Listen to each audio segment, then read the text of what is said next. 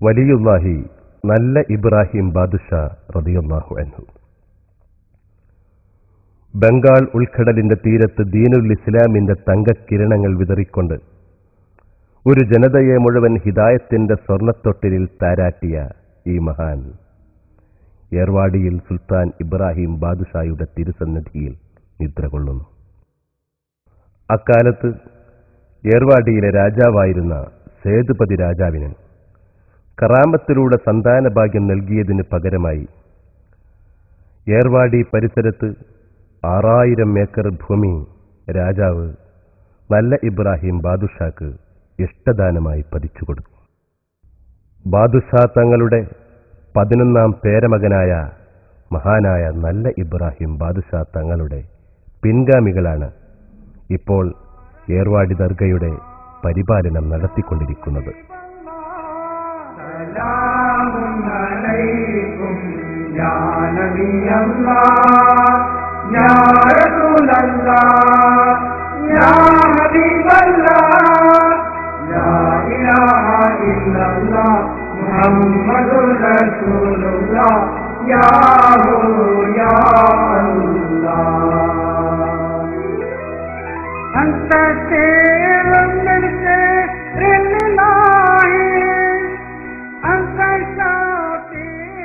വസീറുൽ അഅ്ലം അമീർ Abbas റളിയല്ലാഹു അൻഹു തുർക്കിയിലെ ഉസ്മാനിയ ഖലീഫ മഹ്മൂദ് ബാദുഷായുടെ പ്രധാനമന്ത്രിയായ ഈ മഹാൻ അതിബുദ്ധിമാൻ, ക്ഷമാശീലൻ എന്നീ നിലകളിൽ പ്രസിദ്ധനായിരുന്നു.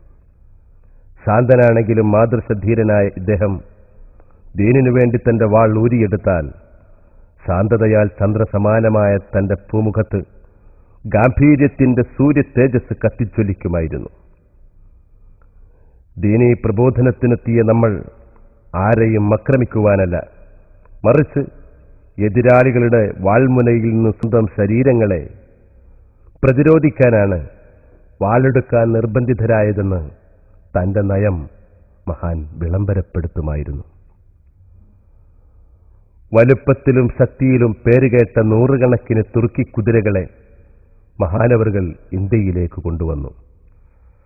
സുൽത്താൻ ഇബ്രാഹിം ബാദുഷായുടെ സർവ്വസൈന്യാധിപനായ ഈ മഹാൻ വിജയപതാക കാണുന്നതിന് മുമ്പേ ഷഹീദായി. ഹിജ്റ വർഷം 583 ദുൽഖഅദ 3 1187 ജനുവരി 4-ാം തീയതി തിങ്കളാഴ്ച ഈ പുണ്യപുരുഷൻ പരലോകം പുൽകി. പിൽക്കാലത്ത് അബ്ബാസ് മന്ത്രി എന്ന ചുരുക്കപ്പേരിൽ ജനങ്ങൾ ആദരപൂർവ്വം മഹാനെ ഓർക്കും.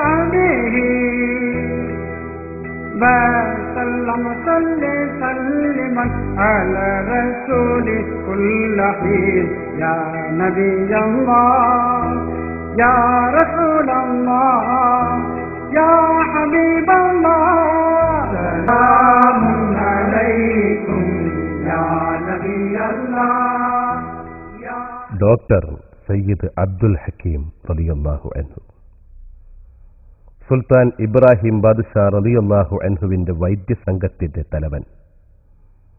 മദീനയിൽ രാജാവായിരിക്കെ ബാദുഷായുടെ കൊട്ടാര വൈദ്യന്മാരുടെ നേതാവും സുൽത്താന്റെ സന്തത സഹചാരിയുമായിരുന്നു ഡോക്ടർ അബ്ദുൽ ഹക്കീം. ആത്മീയ ചികിത്സയിലൂടെ ആയിരങ്ങൾക്ക് രോഗശാന്തി നൽകുന്ന ഈ മഹാനവറുകളുടെ കറാമത്തിന് മുമ്പിൽ ആധുനിക വൈദ്യശാസ്ത്രം പോലും അമ്പരന്ന് നിൽക്കുകയാണ്.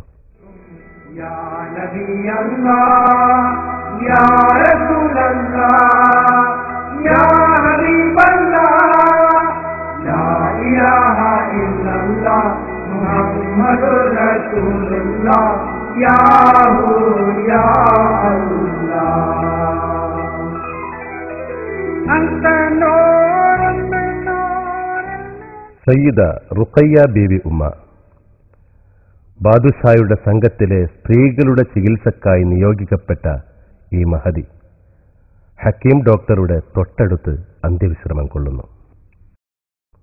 വീരർ അബ്ദുള്ള ഷഹീദ് വലിയുല്ലാഹി റളിയല്ലാഹു അൻഹു ഘോരയുദ്ധത്തിനു ശേഷം വിജയപതാക ഉയർത്താൻ നിയോഗിക്കപ്പെട്ട മഹാൻ പാണ്ഡ്യരാജാവിന്റെ മീൻകൊടി അഴിച്ച് തൽസ്ഥാനത്ത് ദീൻകുടി ഉയർത്തുമ്പോൾ ഒളിച്ചുനിന്ന ഒരു ശത്രു സൈനികൻ അദ്ദേഹത്തിന് നേരെ ചാട്ടുളി പ്രയോഗിച്ചു.